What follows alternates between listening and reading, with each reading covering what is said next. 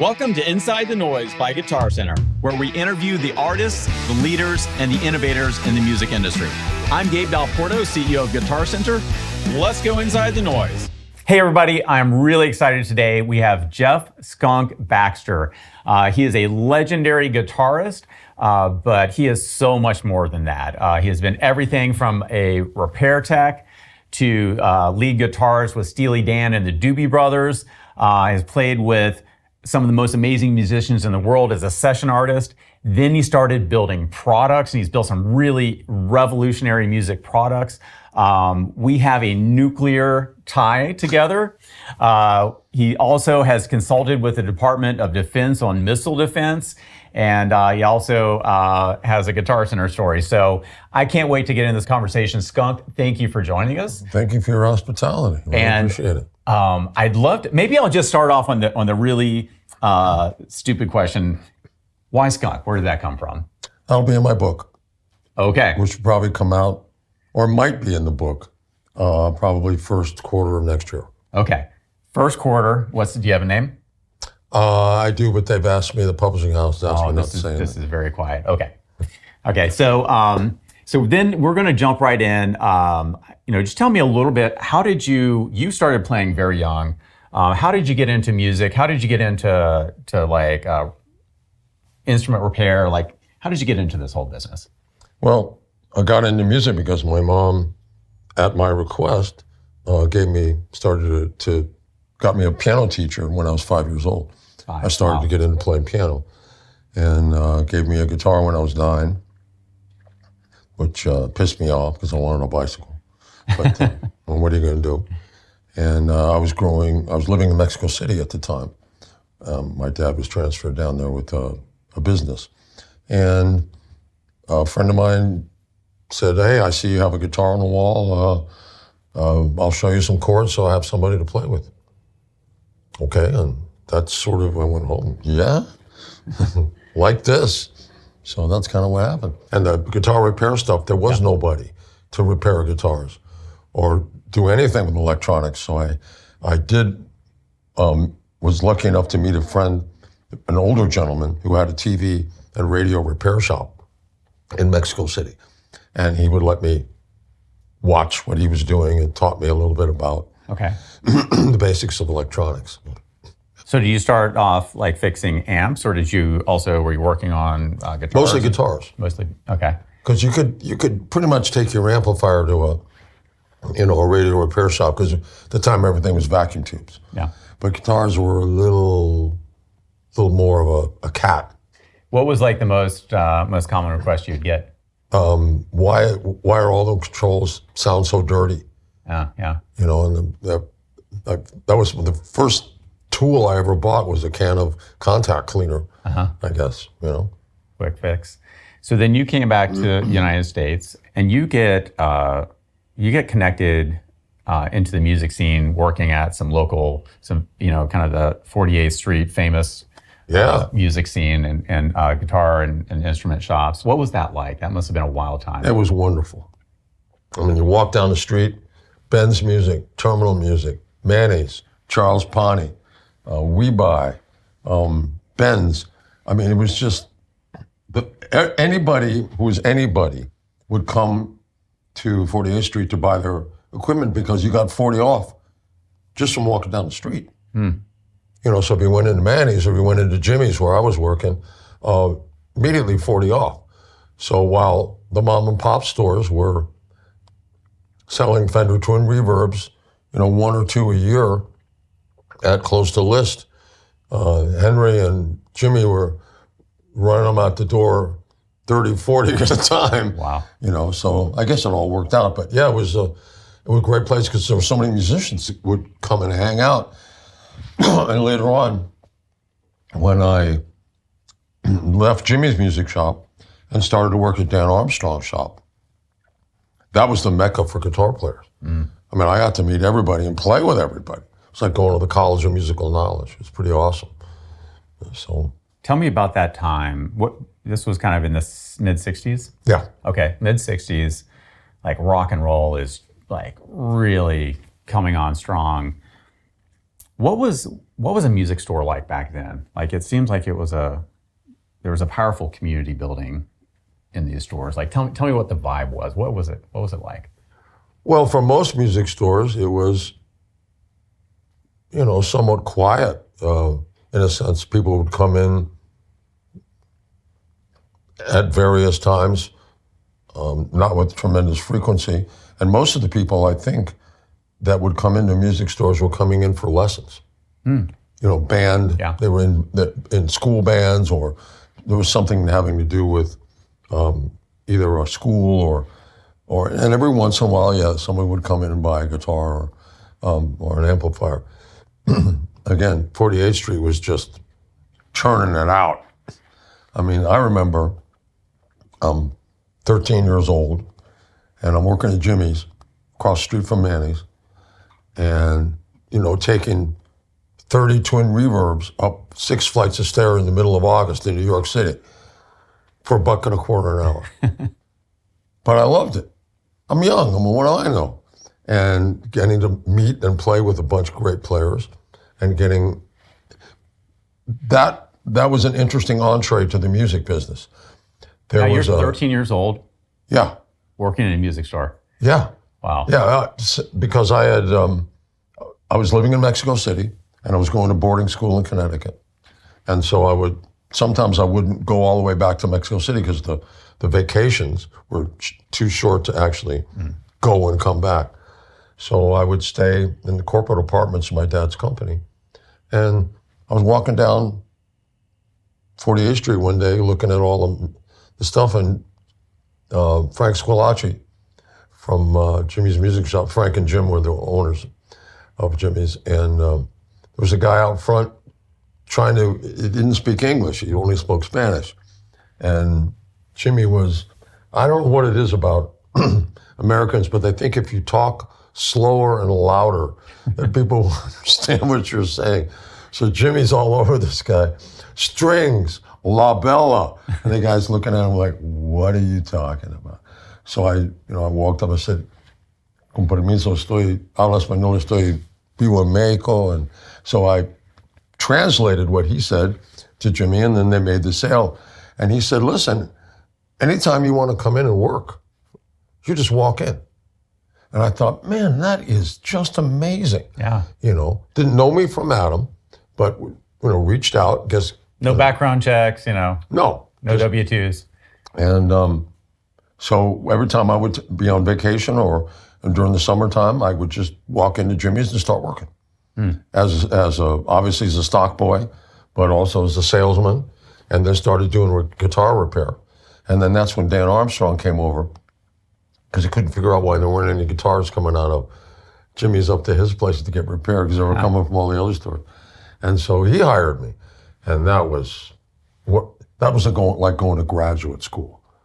I mean, to sit and play with guys like Sam Brown and Eddie Deal and Tony Mottola, and man, it was unbelievable opportunity.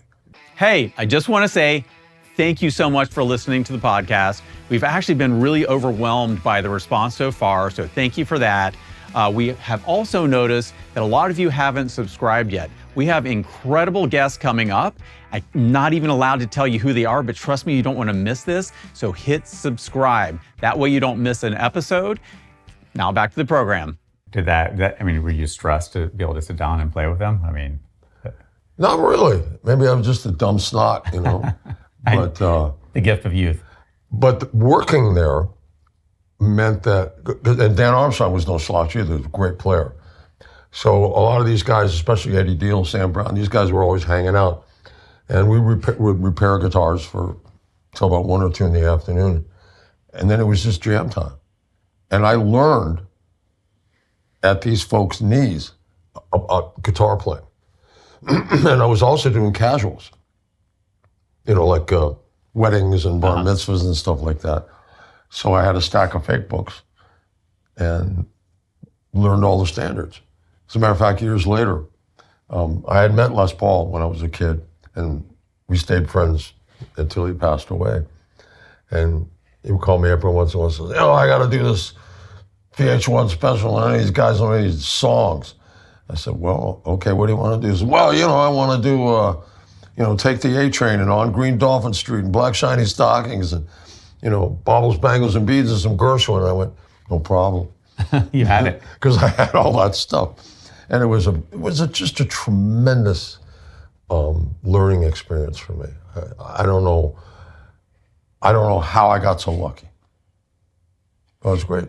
That must have been an incredible environment. When you think of music stores today, like, what's missing? Like, what do you wish back from that time you could bring forward? Well, I think from my perspective, most music stores are a little more tolerant. I mean, if you walked into Manny's, first guy you'd meet would be Henry Goldrick, who I loved very much. He took me under his wing when my parents were in Mexico when I was, working on 40th Street. But you walk into Manny's and he says, "What do you want?" And if you wanted to play something, he'd hand you this old beat up yellow Don electro guitar. And you plug it in, you got 15 seconds. And you're not going to get out of my store because they're just moving this stuff in. So it was a kind of a different environment. But most of the music stores that I've been involved with, and especially Guitar Center, you have all the time you want.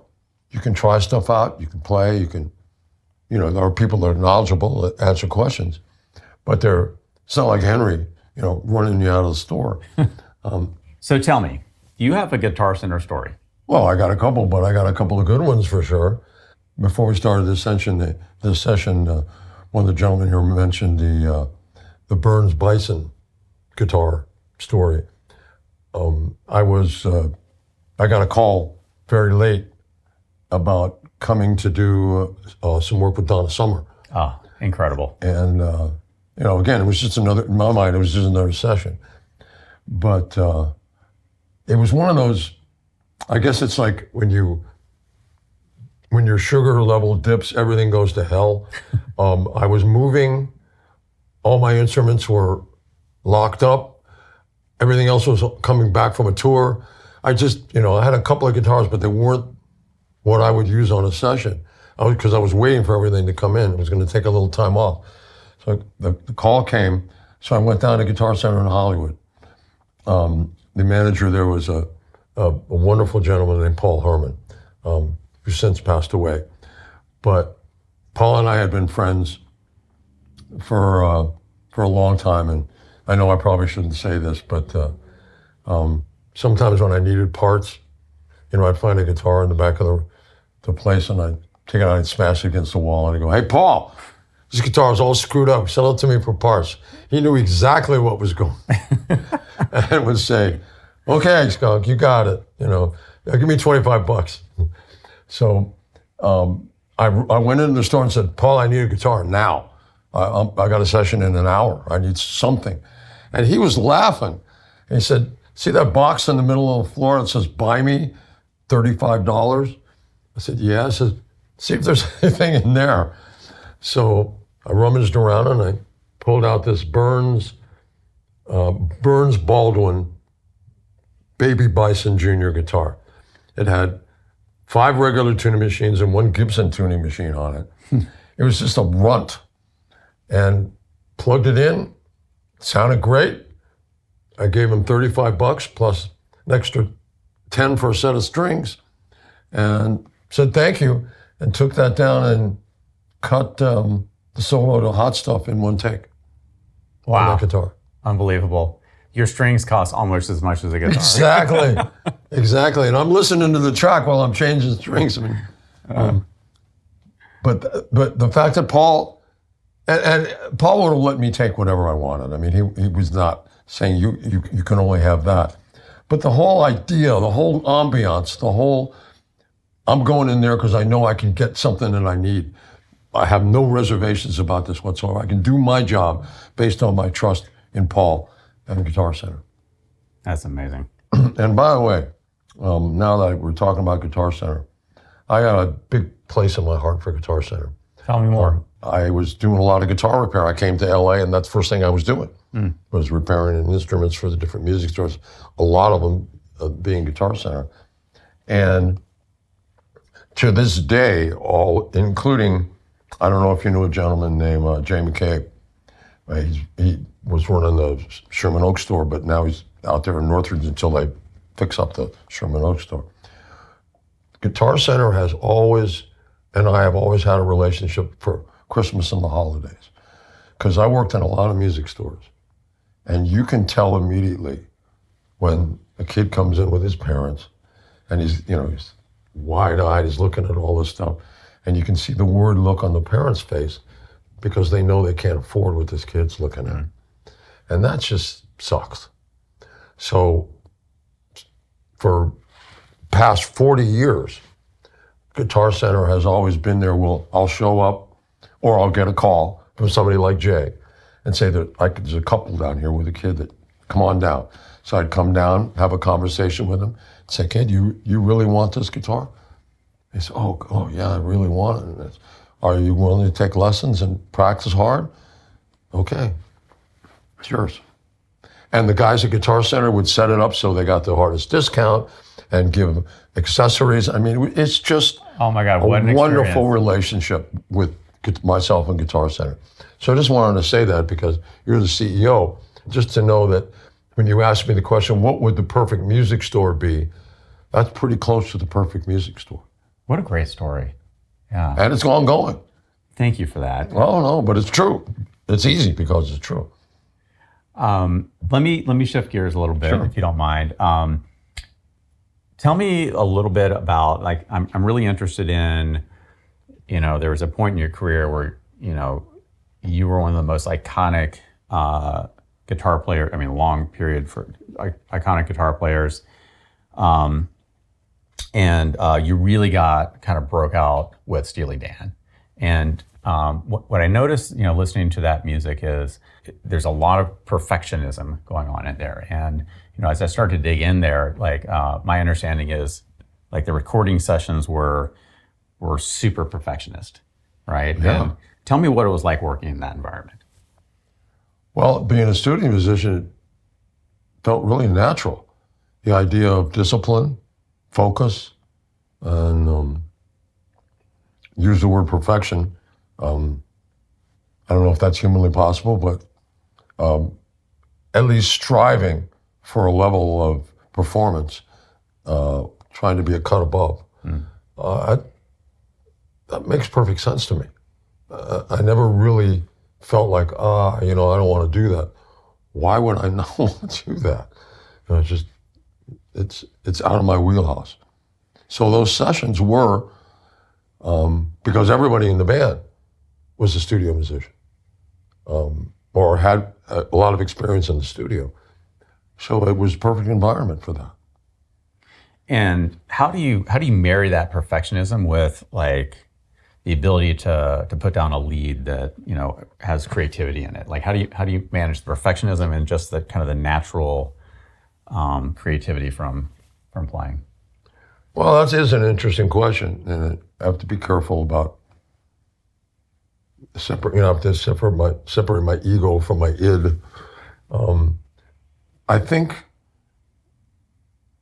the idea is simply that if you have standards, and those standards require that you have a certain level of accomplishment, knowledge, and ability, you live up to those standards, or you try to make yourself live up to those standards.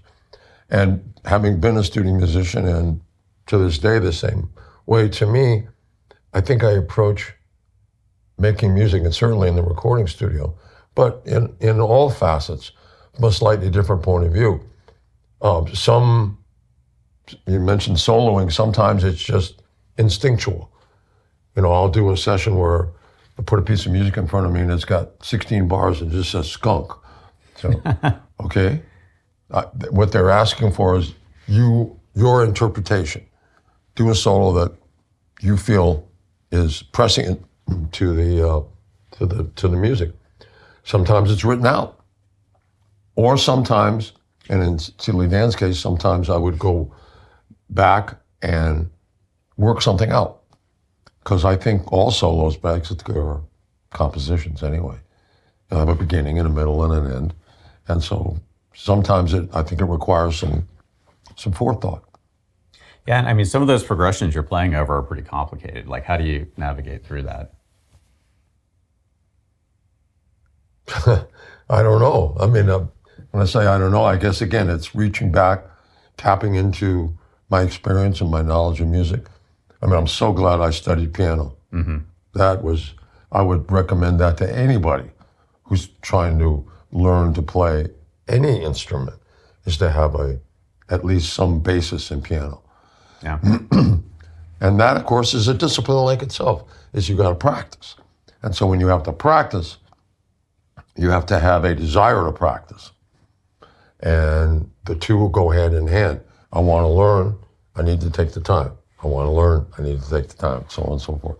So it's a positive feedback loop. Yeah. So, tremendous success with Steely Dan. You get connected to the Doobie Brothers. Steely Dan becomes really just focused on studio recording. You love live. You make that pivot. Tell me about that. Well, it was a great opportunity to play with the Doobie Brothers. Steely Dan had toured with the Doobie Brothers, and the Doobies were kind enough to ask me to sit in on a number of songs, and it just sort of morphed into doing more and more and more with them. And next thing I knew, I was in the Doobie Brothers. So I guess I just jumped in the river and went with the flow of the current. So, like, contrast playing with Steely Dan and the Doobie Brothers, like. Well, I probably on the surface of it, the Doobie Brothers or the Steely Dan was a lot more disciplined in a sense of the kind of music that they played, kind of music that they wanted to perform, and the way they approached it. But later on, as I spent more time playing in the Doobie Brothers, I realized the depth of the musicianship that really existed in that band that hadn't really been tapped. I mean, when you listen to, and this is not a qualitative judgment at all, but the Doobie Brothers that were rocking down the highway, listening to music, China Grove, were very hard rock focused and driven by energy as well as the music. But as we began to progress, and especially on the Living on the Fault Line album, which a lot of people didn't understand, I think that album was necessary to be able to do the Minute by Minute album. And I began to realize that these guys are incredible musicians. I mean, Tyran Porter is probably the most underrated bass player on the planet. And when I started booking the band as a rhythm section to do records for other people, and Carly Simon and Hoyt Axton, it was amazing. All this capability. These folks are great players and great musicians. So it was kind of an untapped wellspring. I mean, with Steely Dan, you knew what you were going to get in a sense. As you know, you call me, or you call Jay Graydon, or you call Jeff Porcaro, or you know what you're getting. You're getting excellence and capability. With the Doobies, you didn't really know, because until this blossoming of talent started to come out, that was really enjoyable and really exciting. What drove that? I mean, was it you pushing them? Was it them pushing you? Like, how did this develop? Well, I think, and Patrick Simmons, I'll quote him, he said that Baxter really upped our game.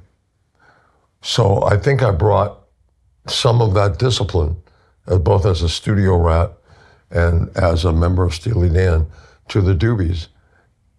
And it was absorbed heartily and easily, and there was no, that I could see, any interruption or anything standing in the way, any impediment to them doing whatever they wanted, or we doing whatever we wanted.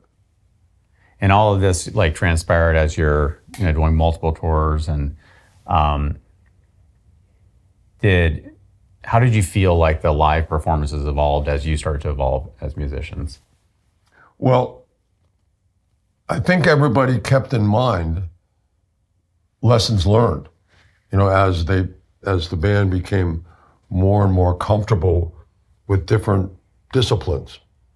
And then when we took the Memphis Horns on the road with us, I think that was a high point in terms of the discipline that's needed. Because when you're playing with a horn section, and these guys read, they're amazing. They read, that's their whole life. They live, and they're all studio guys. And they're all very, very, very disciplined. It requires the band to follow that path. And so there was this wonderful interaction as everybody's learning from everybody. And everybody's getting more and more and more comfortable with the disciplines that are necessary. And live, you could tell. I mean, we were doing stuff live that I don't know if we should have been doing. The stuff was so complex. And I remember at the Olympia Theater in Paris, the Doobies were playing with the, I think it was the Warner Brothers music show. They took a number of Warner Brothers bands. I said, okay, let's try something. Let's put all the guitar amps where the vocal monitors are. And let's just use small amplifiers, little deluxes or stuff like that. Because the only guy that's going to get blown off the stage is you now. And nothing's going into the microphones. The drummer said, oh, that's a good idea. So they put 15-inch speakers into drum stools to monitor bass. And now all of a sudden, there's nothing going into the mic except vocals. And the guys that are doing front of house are going, all right, now I can use effects. I can do all kinds of things live that I was never able to do because of all the bleed. And people would go away saying, man, this band sounds incredible. It sounds like a record. Well, it's doable because you have, in a sense, a studio environment on stage. Yeah, you were pushing the boundaries, and I think that's a great segue into just talking about, over time you started to work with Roland and others to really push technology forward. Yes. So tell me, how did that happen, and what was your inspiration, and kind of where did that take you? Well, kind of related to Guitar Center, Paul Herman, who was running the Hollywood store, said, you need to meet Mr. Kakahashi, the president of Roland. They're considering designing a guitar synthesizer, and you need to get involved in that. And I'd already done some preliminary R&D on it. And so of course, when I first met Mr. Kakahashi, that owned Ace Tone, I was taking the subway down in New York City to get Premier Reverb units and bring them back to Jimmy's Music Shop. So it's this sort of interactive life of meeting different people that I guess you come back and meet again. And Mr. Kakahashi said, we'd like that. Show me your ideas. So I showed him the ideas, and I met Tom Beckman at the time, who was running Roland America. And he said, come on board. Let's start doing some work together. Obviously, you have a high profile. Roland didn't do endorsements, but they were very happy with me using their equipment and talking about it in magazines and stuff. So we built a relationship that, I say it's about 54 years young now with those guys. And because I was also interested in digital technology, I was reading all the defense literature and stuff about the transition from analog to digital. I started to build up a storehouse about how to do this. And that's kind of how it happened. And I've been around ever since with those guys. So you started working on this digital guitar. We started working on the guitar synth, right. This guitar synth. And then the digital guitar thing was another step. Another story with, it was driving me nuts bringing, 15 guitars on the road, or 10, It's got to be a way. So I started looking at some guitar modeling, kind of going down the same road that Barry Axe did and a couple other folks. So I was working with Roland, and I still have the prototype of the G5 guitar in my storage place. The idea of building an instrument that could do that. And Roland put all their resources into it. And that is a company that when they focus on something, it gets done. And so they came up with the Roland G5, which I use today. You know, I need So this is a remarkable instrument. I mean, it has the ability to, using digital modeling, immediately change tuning, which is one of the biggest pains in the butt of any instrument, right? So, you know, you do drop D or something else, like, or you want to get open tuning, like this is a huge pain in the butt. Just twist a knob, push a button, done. I need an electric 12-string. I need an acoustic classical. I need it's all there. And I've even, people say, well, it doesn't sound the same. Really, because I've been in the studio when the guy says, we need a nylon string guitar. I said, okay. He said, well, aren't you going to go get it? I got it. And they look skeptically and say, roll tape. So what goes in, like, how does that work? Because like this seems impossible. Like, how did you do it? We just used models in this kind of the same way that Barry Axe did. Although the one advantage of using the Roland G5 was the guitar would function as a regular electric guitar if all the batteries and you didn't have any power. So it fell back to a great guitar. So the idea was to take the experience that Roland had in modeling in the VG88, some of the other things that they had, and shrink it down, obviously using more and more improved and cutting edge electronics to get it all into a very small package. And then just pick and choose what you wanted. That's amazing. And you fantastic. And not only that, so let me also highlight the fact you built one of the first ever multi-effects pedals. Right? With Roland. With Roland, yeah. Yeah, that's right. Yeah.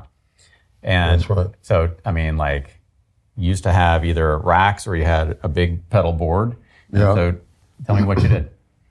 Yeah, that was kind of the joke. One day I was doing a session with Jay Graydon, who's I love and one of the greatest guitar players ever, great studio guy and great human being. And in those days, when you did sessions, and this was still before we had the modeling, where you had to have 20 guitars because you didn't know, especially if you're doing a movie soundtrack, you have no idea what they're going to ask for.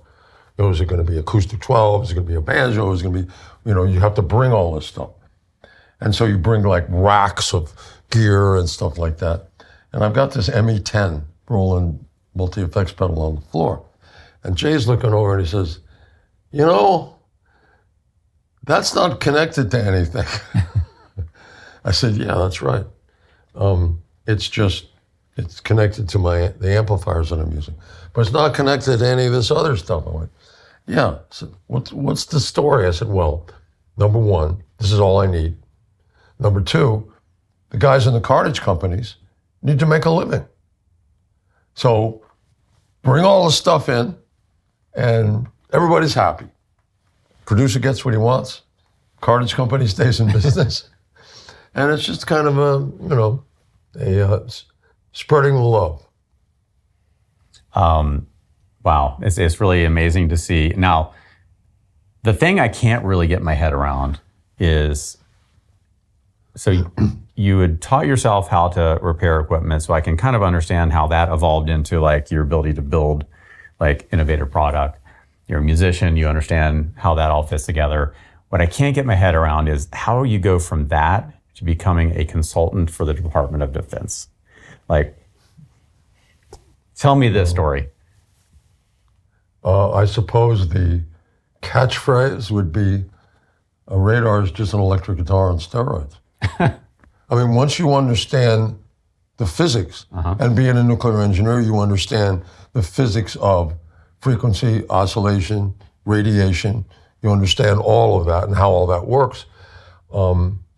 It's just, since everything is on the same spectrum, whether it's audio, or video or visual, it's all different sets of frequencies on the same spectrum, just starting in one place and going to another.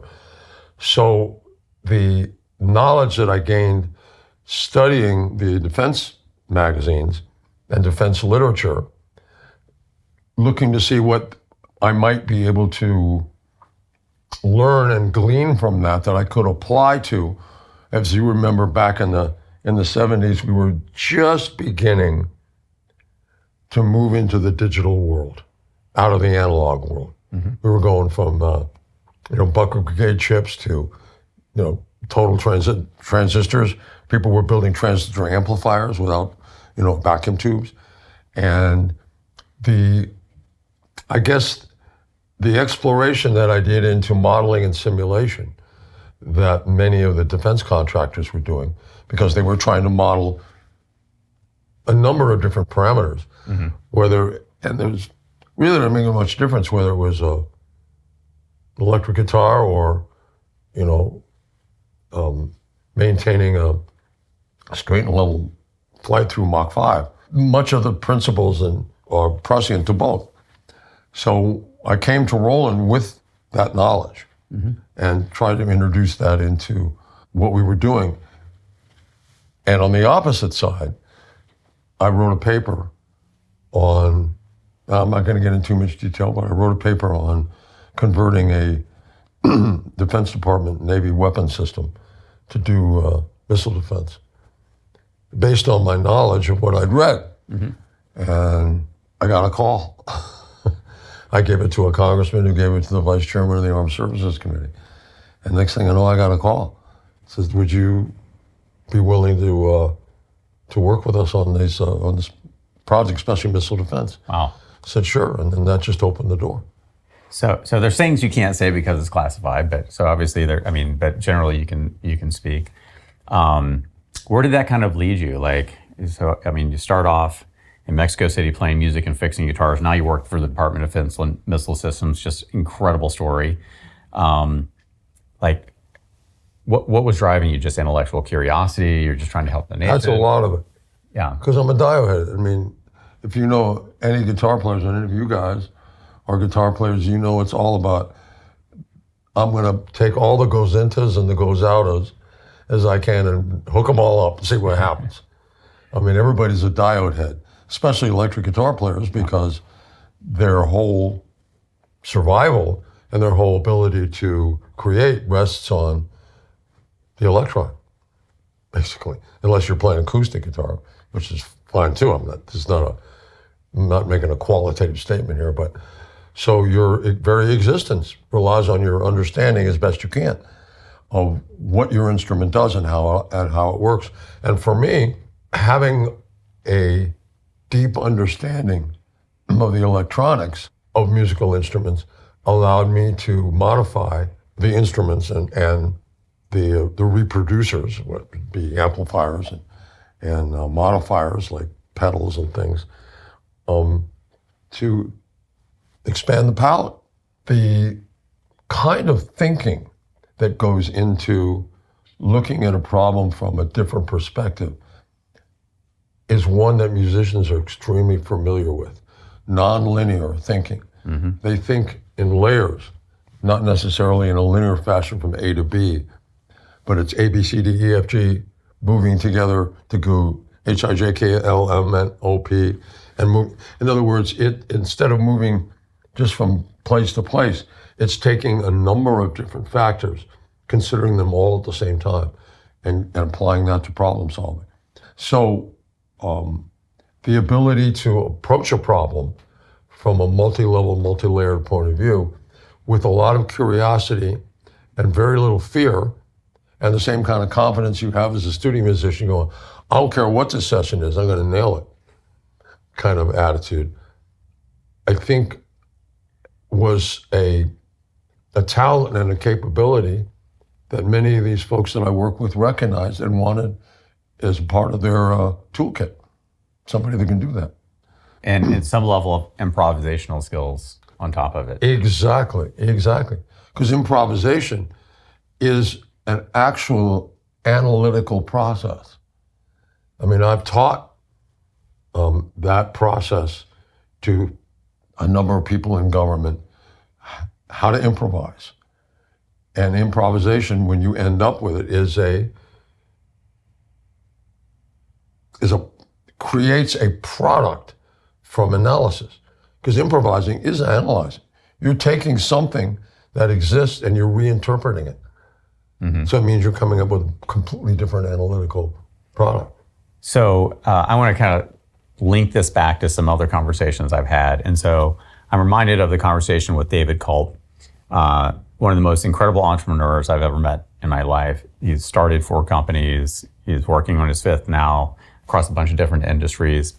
And he said to me, I love hiring musicians because exactly what you said, they're much more creative in their problem solving. They're not strictly linear, and they come up with more unique and better solutions. And I think like that's a giant aha for me, and maybe it's helped me in my business life, right? You know, being a musician, being able to come up with creative solutions. But I think I would probably also just make the argument that anybody out there who's in executive hiring, hire some musicians. Yeah. Because they're going to get you to different answers. And I think there's something really special about linking that musical training, if you will, with other unique problems. Yeah, well, it's worked for Uncle Sam. I mean, we still have a great relationship. And I have done a lot of corporate speaking on unconventional problem solving and how one would create a template to be able to inculcate and introduce that discipline to the corporate world. So it's doable. It's very doable, and you're absolutely right. Absolutely right. Just try not to hire musicians that go on tour a lot. You know, this is the problem. Hire them as consultants. This is the problem with Guitar Center. We give Gabe leave. Hey, listen, I would go to work in music stores, and the first thing I did when I had a gig, I'm out of there. Yeah. But you're absolutely right. It's funny, not funny, but I had a chance to work with a guy you would be very familiar with, Dr. Edward Teller. Oh, wow. Really? Yeah. Dr. Teller was at Livermore on the Laser Advisory Board when I was working there. And he was also a concert pianist. Oh. Einstein was a concert violinist. That's right. There were a lot of physicists that I know that are musicians because of the relationship between physics and music. And so if they're not just classically trained, but they're also improvisational, that underscores the point that you just made. You're just wrapping it all together. That's amazing. Well, it should be. It should be. Dr. Teller was, he loved Mozart. So for his birthday once, I gave him a complete compilation of all of Mozart's works. And he said, why don't we do a concert together? Classical guitar and piano, and we'll do some Mozart. I said, this is fantastic. But then he had a stroke. Oh. And that pretty much, sort of 10-7 that. But there's no doubt in my mind, the physics folks that I know that are musicians apply that every day. Mm-hmm. Every day. Imagination, interpretation, analysis, improvise. I mean, you look back at the first atomic pile, not the one they built in Germany, but the one that they built in Chicago. Yeah.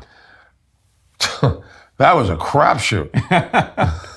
What did they call it? It was something like tickling the tail of the dragon or something. And they had, they put a bunch of, I guess it was uranium, and surrounded it with graphite. And as a moderator. And they didn't know when it was going to go critical. And so they would just they'd take one brick at a time, one graphite brick at a time, and lay it on. And they're like, okay. Oh yeah. Like literally people in there. You bet. And then they would take a brick, and all of a sudden all the Geiger counters started going crazy. They're like, oh, let's take that back. Yeah, we got to take that one out. Yeah. So it was. It was. So that was improvisation. It was a little bit stupid, very dangerous, but it was improvisation. Yeah. Based on confidence in enough of an understanding of the physics of it to be able to do that. Yeah. Also to be able to understand the consequences and not just walk headlong into it. It does wrap it up, but I think it underscores exactly what you're saying, because you have both disciplines as well. Yeah, it is really amazing. What a pleasure to meet you. Before we go, when you kind of look back on your career, because you've had all these different segments, is there one that you enjoyed more? Is there like something that popped out as like maybe like a highlight or something that kind of just captured your imagination and brought you like a lot of fulfillment? Well, and a lot of this stuff will be in the book, and I got to be careful because I don't want to compromise it. And make sure everybody watch out for the book. You got to buy this. Probably in first quarter next year. Okay.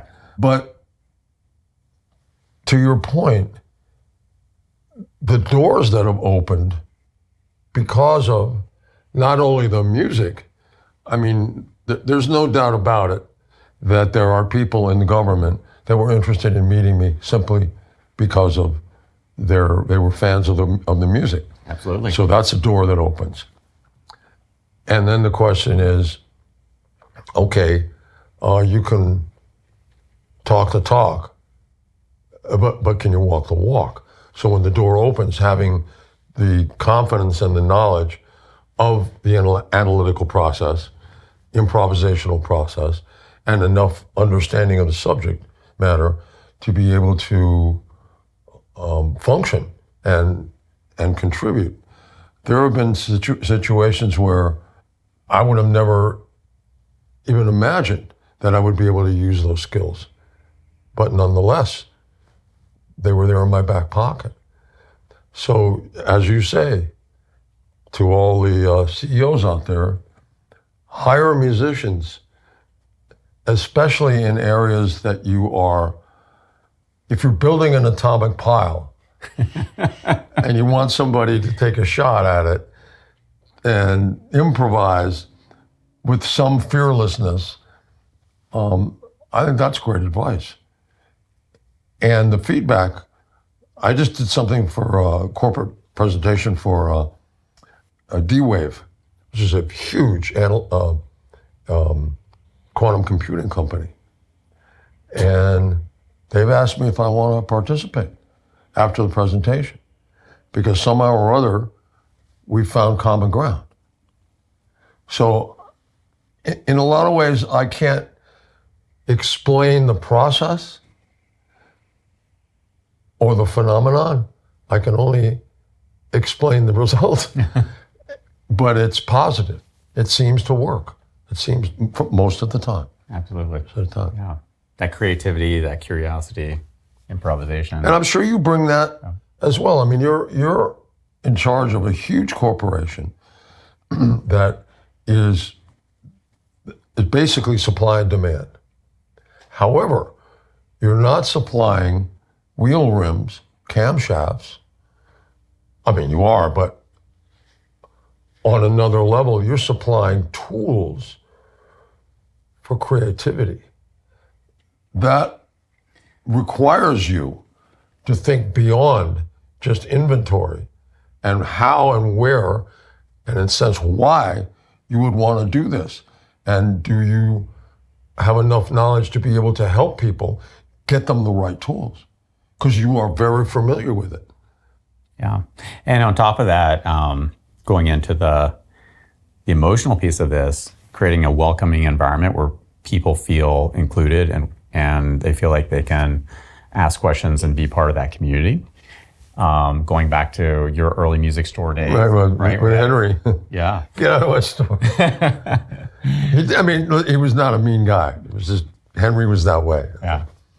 But we're trying to make that. We're trying to, make it a place where musicians feel comfortable and they can explore and they can find, the right tool for their creativity and have that successful journey. Maybe we should sit down and have a talk about, is there some way that I could contribute to this with Guitar Center? Bring those skills, go to different guitar centers and sort of espouse this philosophy. Not just buy something, but why? Why would you buy this? And maybe what you're thinking about doing, either a better tool, or you want to be a great guitar player, I would recommend that you read Colonel John Boyd's book, his biography. Colonel John Boyd was the gentleman that came up with the OODA loop, or observe, orient, decide, and act, that algorithm that people use, especially in the government, to apply to problem solving. If you understand that, and oh, by the way, just because he was one of the best fighter pilots in the world, he also came up with the idea of construction and creation, destruction, analysis, and synthesis, analyzing and then synthesizing, taking something that looks like this, breaking it down into its small parts, and then coming up with something completely different. That's improvisation. He understood exactly the musical process of doing analysis in the music genre.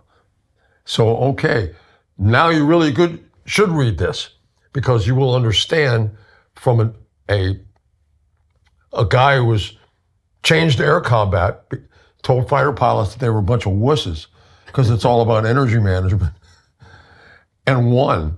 They called him 40-second Boy. He said, if you can stay on my tower for 40 seconds, I'll pay you $40. It never happened. So you find people who cross those, quote, boundaries.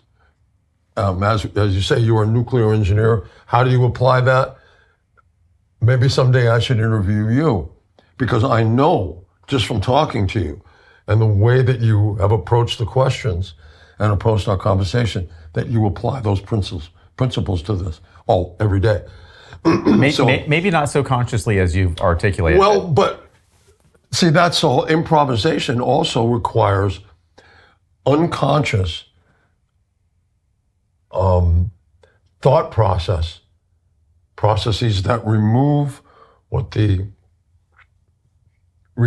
the conscious from the process. I think psychologists call it flow, where you're not aware.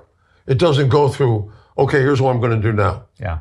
It just flows from somewhere deep into the way that you articulate, whether it's musically or verbally.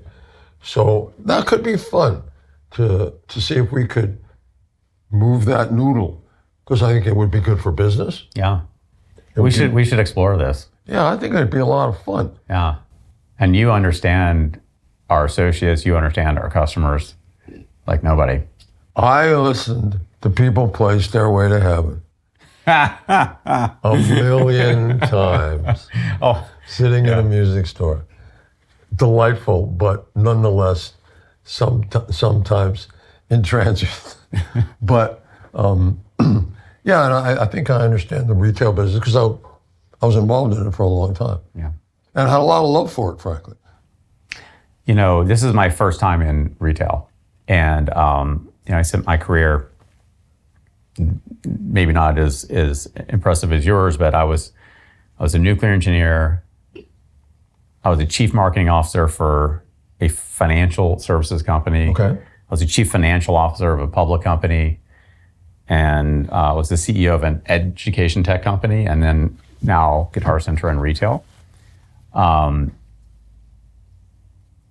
And, probably the two things I've taken with me is just the engineering, how do you break down a problem, right? And Analysis, and then figure out like how to be amazing at it or to solve problems. synthesis.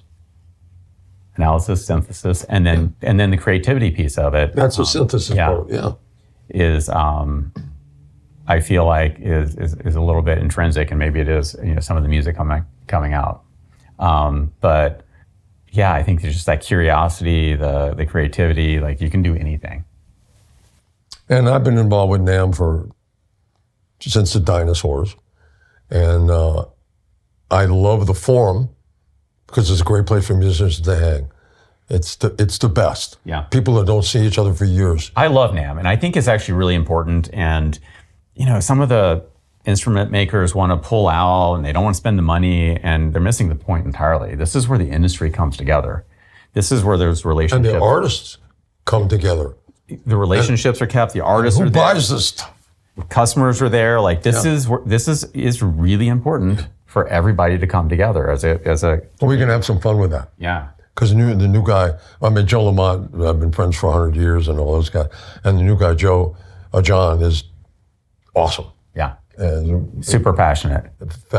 He's passionate. Yeah. And passion drives everything.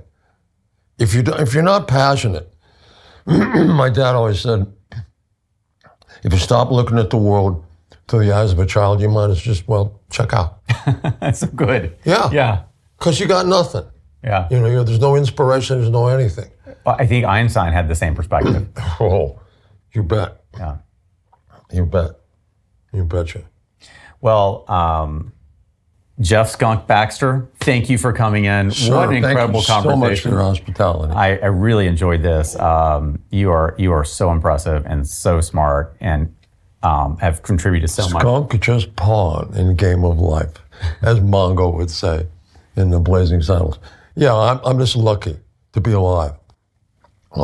I've been given tremendous opportunities to give back, and so is Guitar Center. Like I say, hopefully you get a chance to reach out to Jay. I will. Okay, I never found anybody, frankly, at the Guitar Center in Hollywood. In Sherman Oaks, that didn't want to do this. It was before I got the words out of my mouth. I said, let's make this happen.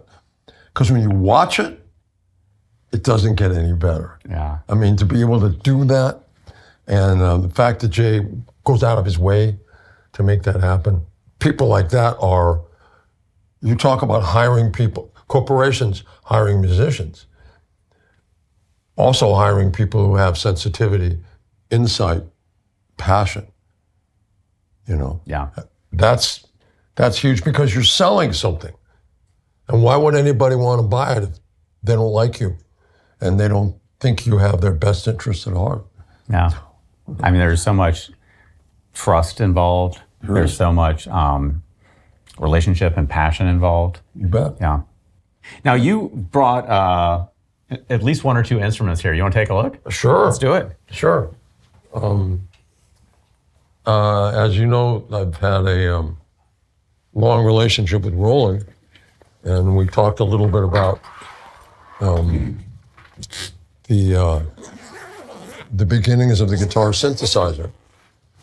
Oh, This instrument originally, and if you can have, but careful, it weighs about that is 14 heavy. pounds. That's going to kill your back, but that's beautiful.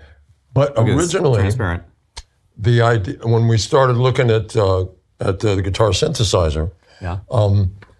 I was not sure whether some of the tracking problems I was experiencing were due to the electronics or to resonant and peaks and valleys in the wood itself that were canceling out certain frequencies. Okay. What happens?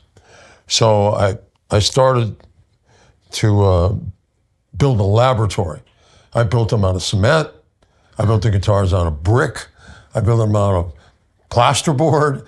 I built them out of everything I could think of to give me a neutral guitar body that I could trust would only deliver information on the electronics. And we all agreed on acrylic.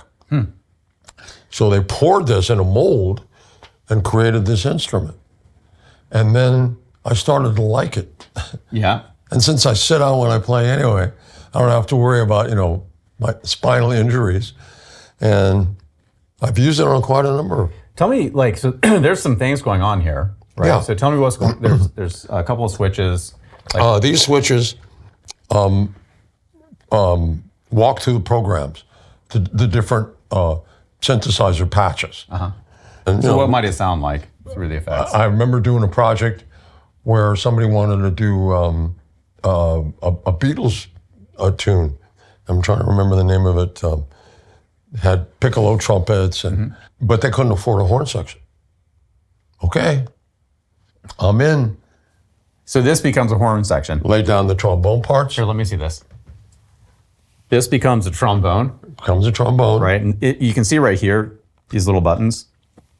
And what does the switch do?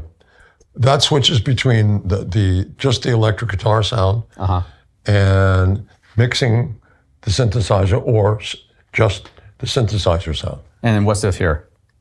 That's a pitch to voltage pickup that converts the pitch of the string to a voltage that the synthesizer can understand. Okay. Electronics can understand. Okay, so this is just normal pickups, and then this is the converter right here. Yeah, well, there's Skunk sonic pickups, but yeah. Nice. Amazing. And then you can see the electronics are actually not that significant. They're quite compact. Yeah, it's pretty straight ahead. Yeah. And so, we did the trombones, then the trumpets, the clarinets, overlaid everything. And when we were finished, it was... And are those built in or are they programmable? No.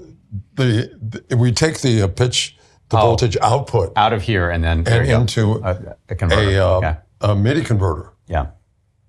So this becomes a MIDI device. Absolutely. Yeah. Okay. Oh, absolutely. Roland was kind enough to build me an interface for my pedal steel. And you talk about nuts. Imagine what you can do on pedal steel with it. That's a very complex beast. It's just awesome. I mean, 4 cellos, 2 violas, or piano, organ, choirs, the whole world of MIDI to me. That's why I wanted to get involved with Roland, because I could see that they were going to see this through. Mm-hmm. And unlike any other company that I've ever seen that started out looking to design guitar synthesizers, they're the only company that stuck with it from the beginning. Mm-hmm. It tells you a lot about Mr. Kakashi and about Roland as a company and their philosophy. So I love the sound of the guitar, and so I just started using it and taking it to sessions, because I sit down when I play, even on stage. So I love the way it sounds. And do you think you would have got the same sound with wood or? No. No. Absolutely not. Because the idea was that the only factor in the creation of the sounds would be the electronics.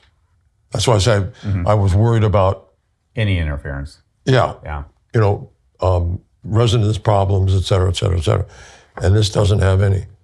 The good news is it sustains forever. I can imagine. That thing is solid as a brick. They did a great job. And how does the neck connect? Bolt on? Basically, your Fender design. It's just like a Mustang or a Thunderbird. Just bolt the stuff on. Yeah. The engine mounts, and away you go. What's this?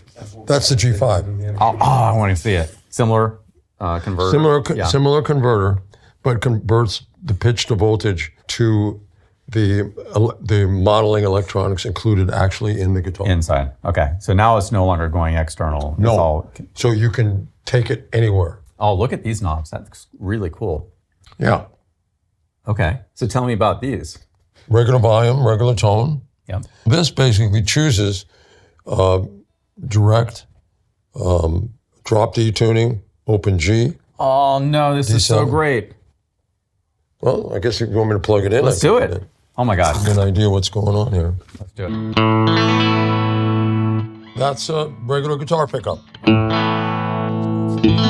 Sounds great. So this does sound, this is a great amp. You're playing along. Well, that's the model Stratocaster. Hard to tell the difference. So you're playing along, and you have to drop the D, and so you stop and try to retune.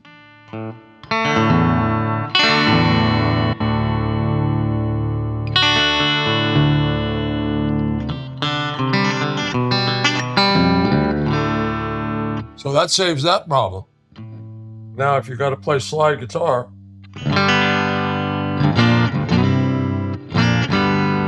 this is so great. Nice open tuning. How about a baritone?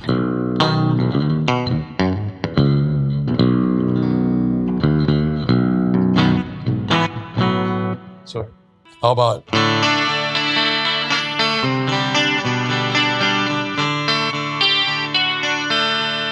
electric 12-string? Or how about an acoustic 12-string?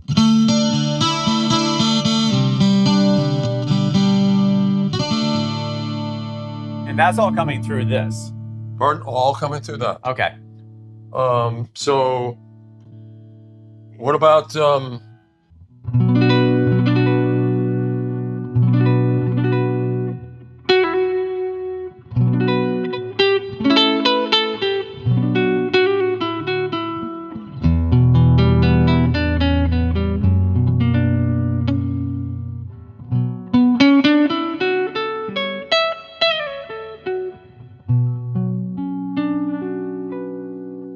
and I've recorded with this, and then, like I said, the guy said, "Where's your classical guitar?" I said, "Stand by." Now I got it. And this is, by the way, a beautiful guitar too, right? The core guitar is... Well, it's a Fender. Yeah, it's a Fender. It's a Mexican Strat, which I love Mexican Strats. I think they're super high quality, great guitars. This is not any kind of something against Gibson or any other company. But I like the Stratocaster as an instrument. So I've got all of this, and I'm on stage, and I can use it. Or I'm in the studio, and you get the idea, you're in the middle of doing something, and I wonder what a 12-string would sound like. Oh, well, okay. So you basically stop the creative process. Yeah, and now you go pull it out of its case. So now it's just, okay, here's what a 12-string sounds like. Yeah, that's spectacular. Yeah. And then that was you working with Roland to figure out how... We're working together. Yeah. And, the other idea that, Stratocaster.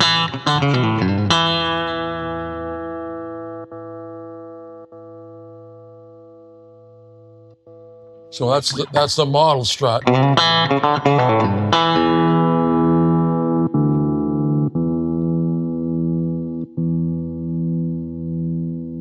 All right, this is the telling. Humbucker.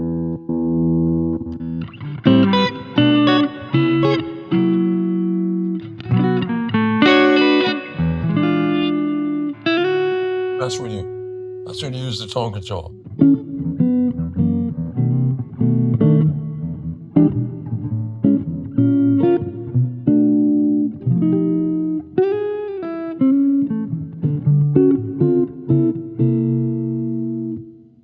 So I don't really need anything else. And do you play with this all the time? Oh, yeah. Yeah. Oh, yeah, especially live. So this instrument really was a culmination of a lot of the years I've had with Roland. It was never a blockbuster. No, because I don't think people really understood it. Yeah. I think it was ahead of its time. For sure. It was like forward swept wing aircraft. It was a little ahead of it until NASA built one, put some forward swept wings on an F5. Nobody really understood what it did. I think that there is a need for it now. Yeah. Yeah, I'm with you. I think... So we'll see. Yeah. And the electronics, I mean, from that generation to current generations just get easier and simpler and smaller. That's it. Yeah. Nothing else. And you just... Battery powered, I guess today you would just plug it into batteries. USB-C even. Yep. Charge it. Regular cartridge, you fill it, put it. I use lithium batteries because they last longer, but that's it. Yeah. And then if the batteries die, unlike pretty much any of the other modeling guitars I've ever seen, you can still use it as a guitar. Yeah. Perfect. It fails to a great instrument. Yeah. Again, I think Roland got it right. Yeah. Nice. Well, thank you so much for coming in. Thanks for demonstrating. I love also how you play it quite high. Like everybody wants to do this. It's so hard. I have always had a problem with that. Yeah, me too. So when I first met Andre Segovia at Dan Armstrong's shop in New York, I repaired a guitar for him. The story will be in the book, but he informed all the musicians there, and I think Frank Zappa was in the room, and Mike Bloomfield, and I know Eddie Deal was there, and I think Bill Lawrence was in the room. He said, please tell your compatriots that you don't hang it around your neck like a canoe paddle, that you hold the instrument to you. It is part of you. And he's right. Because every guitar player is a sit-down guitar player when they buy their guitar. Yeah, of course. Come into the studio, sit down. Yeah. Very rarely do I see guys standing up doing the. Yeah. And when I'm frankly, I don't when I'm understand how you practicing, can- I'm sitting down. Pardon? When I practice, I'm sitting down. Exactly. So I'm on stage, I sit down. Yeah. That's the way I play. I think it's a better way to approach the instrument. You know? Yeah. Great. All right. Well, thanks for coming in. Excellent. That is a beautiful guitar. It's, I hope we do it again. yeah. Thank you all. Thank Hope you you. enjoyed that episode. My mind is blown. Thank you so much for joining us. Until next time. Take care.